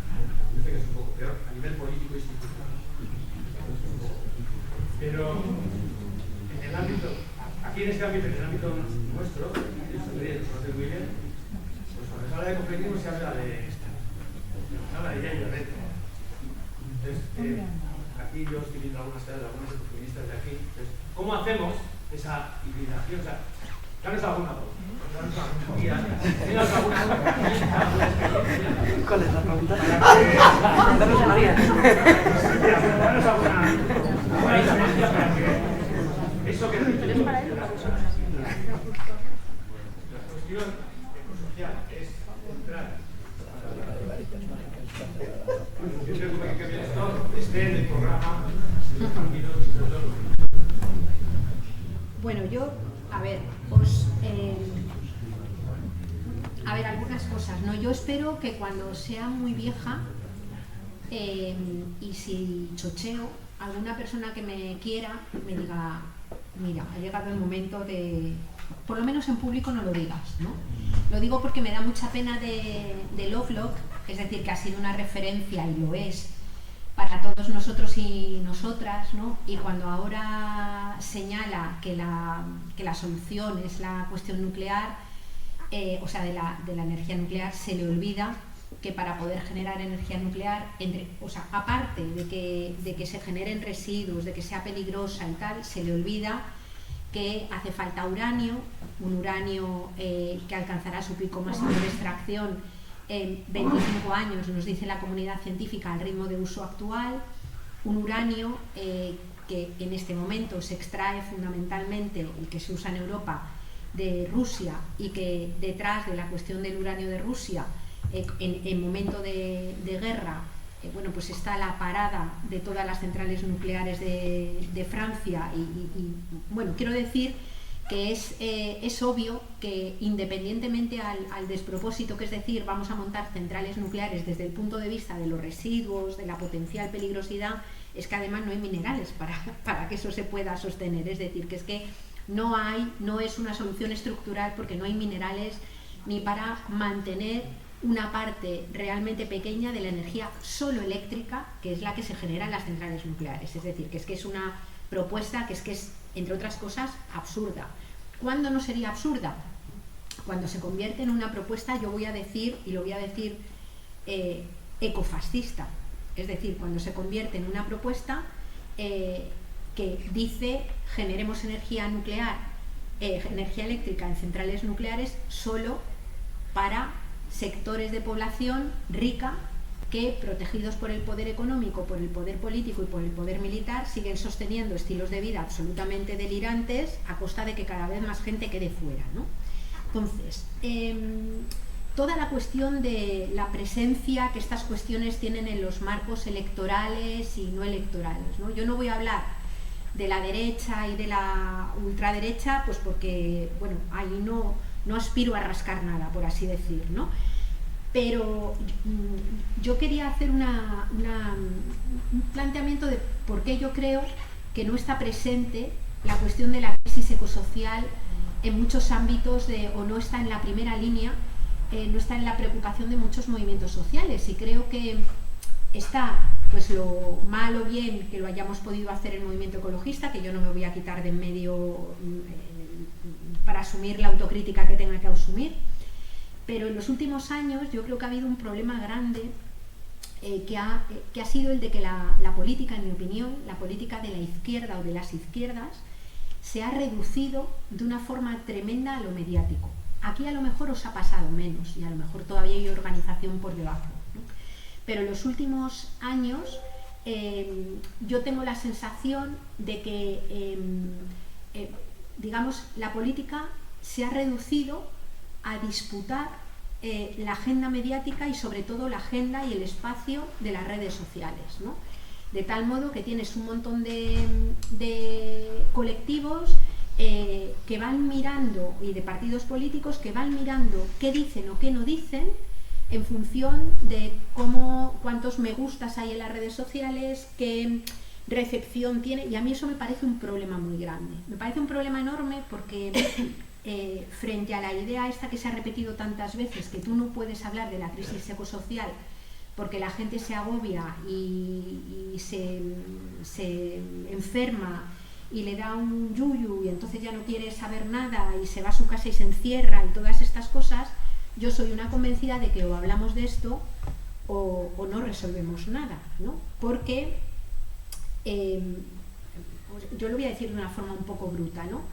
Si yo ahora os digo a cualquiera de vosotros y vosotras a quién le apetece darse 2 sesiones de quimio, es que nadie, o sea, es un tratamiento duro, es un tratamiento, pero si previamente cualquiera de vosotros o vosotras sabéis que tenéis un tumor, la sesión de quimio te la das de otra manera, porque es parte de poner tu cuerpo y toda tu energía dedicada a sanar, ¿no? ¿Qué es lo que pasa en este momento? La economía globalmente no va a seguir creciendo. Los seres humanos globalmente vamos a vivir con menos energía, menos minerales, menos recursos de la tierra por una cuestión de agotamiento.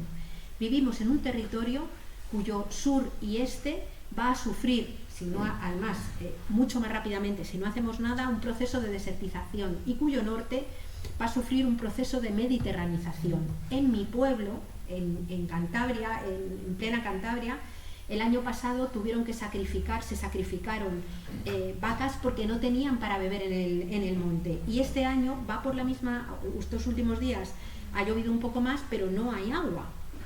Entonces, esto ha venido para quedarse. Esto es una cosa que es así.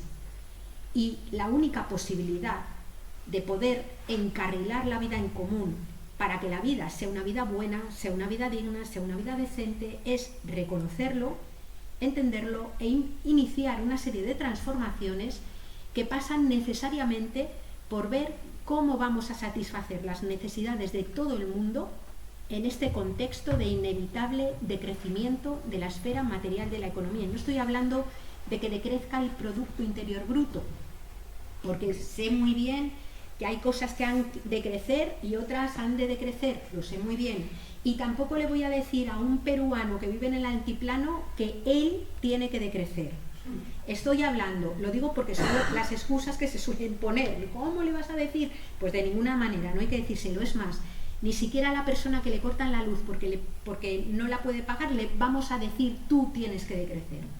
El decrecimiento es tomar conciencia de la inevitable contracción de la esfera material de la economía, es decir, los kilos de cobre, de las toneladas de petróleo, es decir, eso va a decrecer por las buenas o por las malas globalmente, y la clave es cómo decrece. Si por una vía, yo voy a decir fascista, que hace que tenga aquello que necesita aquella gente que lo puede pagar, con dinámicas tremendamente violentas, o si lo hacemos de otra manera, que pasa necesariamente por la suficiencia, es decir, por ver qué es lo suficiente para vivir y que quien no lo tiene lo tenga, es decir, un derecho, y que quien tiene mucho más de lo que le corresponde afloje, es decir, una obligación, por la redistribución de la riqueza y por ese enfoque de la sostenibilidad de la vida, es decir, es apuesta para que sostener vidas decentes sea el propósito y el conjunto de la economía, ¿no? Y de la vida en común. ¿Qué es lo que sucede? Que a una buena parte de los partidos políticos les da pavor decir esto. Les da pavor en parte porque algunos no se lo creerán, en parte porque hay que estudiar bastante para poderlo contar de una forma razonable, y en parte porque hemos de ver colectivamente y organizarnos para ver cómo podemos generar un mensaje emancipador con todo esto. Es decir, cómo podemos imaginar y proyectar horizontes de deseo, horizontes deseables que sean compatibles con la realidad material que tenemos, ¿no? Frente a esto, ¿qué hace una buena parte de los partidos políticos, en mi opinión, y también algunos movimientos sociales? Decir, mira, tú no hables de energía y no hables de minerales. Tú habla de cuánto va a pagar menos la gente la factura de la luz, que es lo único que le importa. Dices, pero qué puñetero elitismo es este. ¿Quiénes somos nosotras para decir que a la gente pobre o a la gente trabajadora solo le importa? Porque si fuera así, en Andalucía no estarían votando a Vox como vota mucha gente. Si la gente votara solo por su interés de clase, no estarían votando a Vox un montón de gente pobre, o no estaría pasando lo que está pasando en un lugar como Madrid. Entonces hay un tema de disputa, de tratar de entender qué es lo que está pasando, qué es lo que es posible y qué es lo que de ninguna manera va a ser posible, que me parece que es clave. Y entonces lo que sucede es que hay partidos políticos que, incluso siendo más conscientes de esto, dicen cooperativas energéticas, coche eléctrico. ¿Por qué? Porque es la parte amable del cambio que se puede hacer. Es la parte que dices, no, ¿cómo resolvemos esto? Con más modernidad, con más innovación, con más ciencia, con más tecnología, con más crecimiento. El problema es que no funciona. Lleva ya sin funcionar mucho tiempo, y cuanto más tiempo pasa sin meterle mano a lo que está de fondo, el problema es que estamos en un pozo más grande para intentar salir de él, ¿no? Lo contaba el otro día en otro sitio, cuando subieron tanto las facturas de la electricidad aquí, que luego con el tema del tope del precio de carbón, que mostró de una forma evidente que cuando se legisla, se ponen límites sin topes, las facturas bajan, ¿no? Pero cuando subieron tanto los precios de la energía y vino la invasión de Rusia a Ucrania, Pedro Sánchez se plantó en Bruselas al lado de Ursula von der Leyen y le dice dos cosas. Y dice a la prensa dos cosas. La primera que le dice es que no se preocupa Europa, que aquí está el gas de España. Y dices, el gas de España, pero si en España no hay gas, que no hay gas, que lo traen de Argelia, que lo que hay en España son regasificadoras, que lo que hacen es coger el gas que viene licuado en los barcos metaneros y en esas plantas regasificadoras volverlo a convertir en gas. Aparte de que sea una cantidad de gas que para nada se equipara a la que pudiera haber necesitado o a la que consumía Alemania o Francia u otros países europeos, ¿no? Pero lo segundo que dice, que es muy significativo, él le dice a la prensa, en España no se va a producir ningún tipo de racionamiento de la energía. Y dices, ostras, es que no está racionada la energía cuando la familia que no la puede pagar se la cortan, o no está racionada la energía cuando quien tiene frío no puede poner la calefacción porque no puede pagar la factura de la luz. O sea, aquí la clave no es si decrecemos o no en lo material, que vamos a decrecer. La clave es con qué criterio, y el problema es que tenemos una racionalidad en la que si el criterio es económico, nos parece bien. Es decir, que le corten la luz a alguien que no la puede pagar, pues tenemos un nivel de tolerancia enorme con ese tema, porque eso no es visto como racionamiento, eso es visto como una ley natural, que quien tiene dinero puede vivir razonablemente bien y quien no lo tiene se jode porque es culpable de no haber podido tener sus propias condiciones de existencia, ¿no? Cuando estamos hablando desde el movimiento ecologista de ese decrecimiento justo, de esa transición ecológica justa, estamos hablando precisamente de tratar de responder a la pregunta de cómo vamos a conseguir que todo el mundo viva con lo suficiente, reconociendo dónde estamos y no aplicando el primer principio de Walt Disney, que es que basta imaginarse algo para que sea realidad. No lo hay. Y lo dice desde el fondo, lo dice desde la Agencia Internacional, o sea, todos los malos, la gente más mala que hay en el mundo y más egoísta, tiene en todos sus documentos y planes estratégicos formas y vías de cómo enfrentarse a eso, excepto precisamente la socialdemocracia y los partidos de la izquierda que se creen que viven en los mundos de pinipón y que la clave es llegar a la institución para desde ahí arreglar las cosas. Pues no, pues es que si no tienes gente convencida que quiera y entienda esos cambios, no lo resuelves, ¿no? Perdonadme, pero es que me pongo...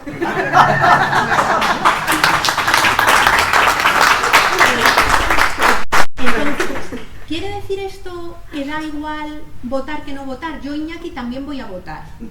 O sea, y voy a no sé si confesar, voy a confesar. Vivo en un pueblo que no llega a 1000 personas, ¿no? Y por primera vez en mi vida, y con un dolor extremo, voy a votar al PSOE. No en la comunidad autónoma, obviamente, en el pueblo. ¿Por qué? Pues porque tienes al PRC, al PP, con 2 personas súper neoliberales, y tienes a un chaval que se llama Nico, que es súper majo, que está en la lista del PSOE como podía haber estado en la de una candidatura independiente u otra que se llamara de otra manera, ¿no? Entonces, yo siempre he votado también, ¿no? Y he votado siempre no porque crea que la institución pública o el Estado te va a resolver todos los problemas, porque yo soy muy consciente de que no hay derecho arrebatado, todos los derechos han sido arrebatados. No hay derecho que se haya conseguido que no haya requerido que la gente se organizara, nunca los han dado graciosamente. Y tengo clarísimo que el Estado o una comunidad autónoma o un gobierno de un país no resolverá lo duro si no hay gente organizada que quiere y reclama esas cosas, ¿no? Pero estamos viviendo un momento de profunda quiebra de la razón humanitaria, es decir, donde tienes una derecha y una ultraderecha que se están permitiendo decir que la justicia social es una milonga y es un invento, que los derechos no valen para nada, y debajo de eso, cada vez que un derecho se recorta, hay gente que sufre, ¿no? Y yo creo que las izquierdas a veces lo que han hecho ha sido poner mucho el foco en la lucha final, cuando consigamos no sé qué, y se ha olvidado mucho de lo que le pasa a la gente por el camino. Y en nuestro país, aquí en Euskal Herria, pero en el Estado español, hay mucha gente que está sufriendo ya. Es decir, hay mucha gente que no llega a final de mes, hay gente que a partir del día 20 ya no puede comprar la fruta porque ha pegado un subidón en la cesta de la compra bestial. Hay gente que tiene dificultades para pagar la factura de la luz. En los centros donde digamos, las despensas comunitarias donde la gente se organiza para ir a coger alimentos, cada vez ves más en las sillas no legumbre, porque no pueden comprar legumbre porque luego necesitan mucha energía para poderla cocinar. Hay un libro excelente de un tipo que se llama Chancel de apellido, que ha trabajado y ha elaborado el libro comparando las desigualdades ambientales con las desigualdades económicas. Y lo que es obvio es que todas las personas más pobres son las que menos energía gastan, son las que comen alimentos de peor calidad. Es una obviedad, no hacía falta un estudio para saberlo, ¿no? Pero los datos también permiten decir esto. Yo he participado ahora a mí me propuso Yolanda Díaz que coordinara uno de los grupos de trabajo que ha puesto en funcionamiento para lo de Sumar, ¿no? Que yo no sé qué va a ser Sumar, ni lo sabe yo creo que todavía nadie, y yo ni estoy en un partido político, ni voy a estar después, salga lo que salga en la actividad política. Pero lo que nos dijeron fue, no queremos que hagáis ni un programa de gobierno ni un programa electoral. Lo que queremos es que penséis 10 años adelante cuáles serían las prioridades en términos de transición ecológica justa. El tema está mal planteado de partida porque han puesto transición ecológica justa y luego hay un grupo de energía, otro de agricultura, otro de industria, otro de... que la transición ecológica justa básicamente es embridar todo lo demás, ¿no? Pero yo siempre he pensado que cuando te preguntan qué hay que hacer, las activistas tenemos también la obligación de responder, ¿no? Y lo que hicimos fue organizar un proceso que fuera participativo.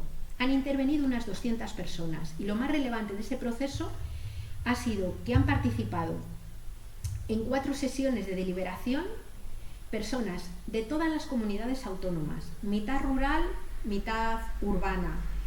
Había gente de muchos partidos políticos, también por ejemplo gente de Bildu ha participado, ¿no? Ha habido gente de militantes de base. Yo llamé a militantes de base de Podemos, de Izquierda Unida, de Bildu, de Compromís, de los comunes, de la CUP, es decir, ha habido trabajadoras domésticas, trabajadoras de residencias, cuidadoras, ha habido personas migradas, gente que ha pasado tiempo en situación de calle, gente que ha perdido la casa o está a punto de perderla. Como un 35% de la gente ha sido cercana al movimiento ecologista o ecologista directamente, y un 65% gente que no tenía nada que ver con el ecologismo, porque la clave era cómo pensar la transición ecológica justa desde personas que no son ecologistas, ¿no? Bueno, el resultado del documento es alucinante y del proceso, ¿no?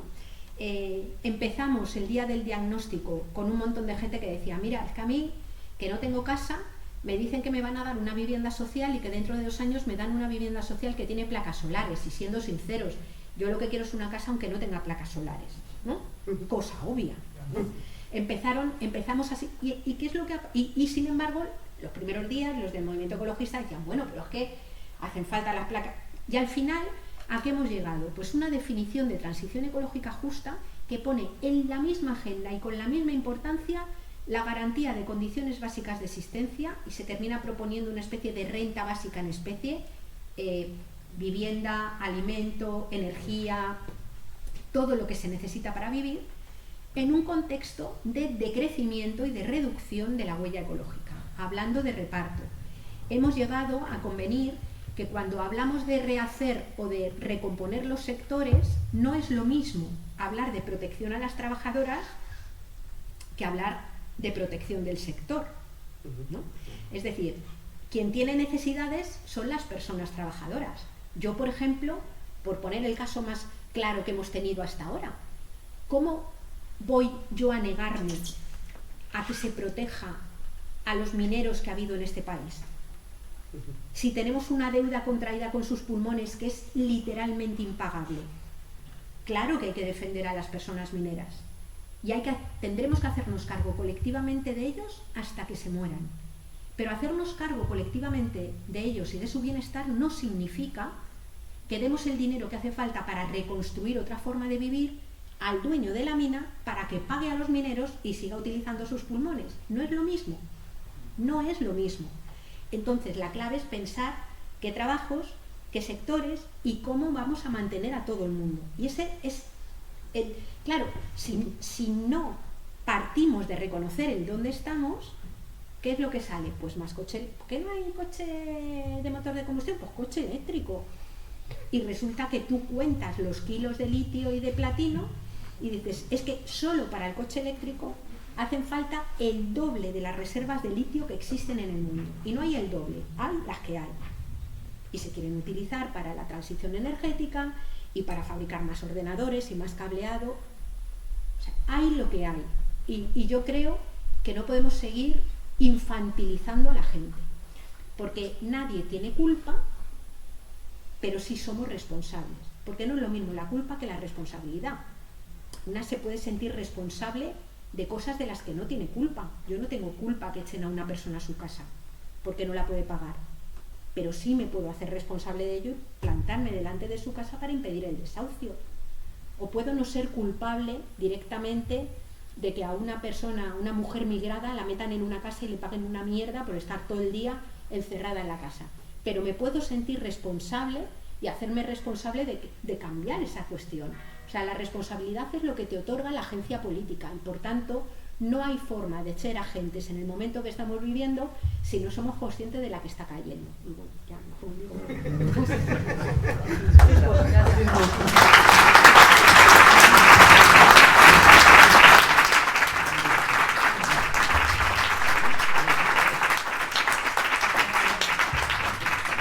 Evidentemente no había manera mejor de terminar esta charla. Muchas gracias de nuevo por vuestra presencia, vuestras reflexiones y preguntas. Gracias, Yayo, y a todas hasta la próxima. Gracias.